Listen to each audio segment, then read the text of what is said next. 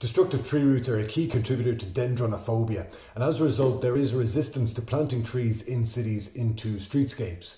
And I'd like to show you here, you can see the platanus, the London plane tree, whose shallow roots have not only upset the curb, but more importantly, the actual pavement itself. It's upset it to the point of becoming a hazard, not only for wheelchair users and buggies and prams, but also pedestrians walking down it. It is difficult to navigate. Here we have a Tilia cordata, a lime tree, whose roots over many years have managed to completely separate the granite curb from the footpath. So there are vicissitudes of nature, right? How do we account for unpredictable outcomes, etc., etc.? But tree roots need not be one of them, especially not in the city. And I'd like to share today 3 considerations that I make when designing cityscapes. So the first one being the choice of tree species. The second is the tree pit itself and the accessories or paraphernalia that go with it. And then the third is flexible paving systems. So the first being tree species.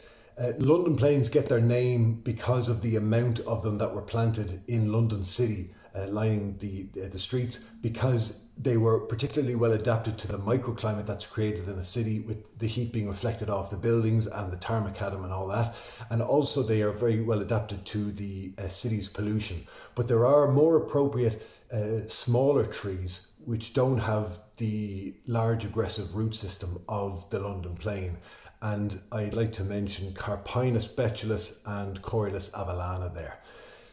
The second is the actual tree pit itself. When we're planting the tree pit, have them not only big enough, but if they had to be slightly smaller, if tree pits are connected to each other, then the roots can meet and you're already creating a healthier system there for the trees to grow.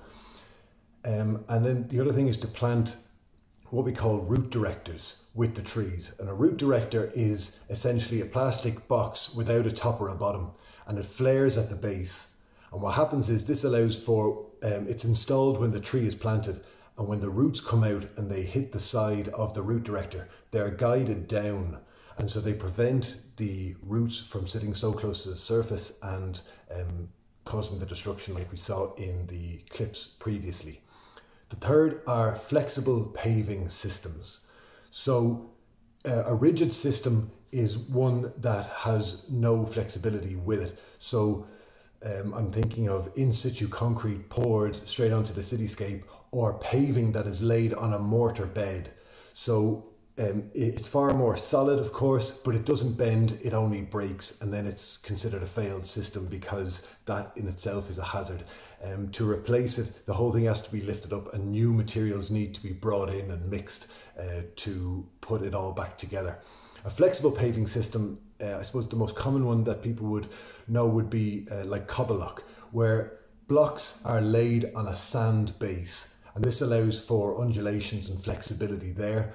Also, in a city, there's always going to be a requirement to get underground to services.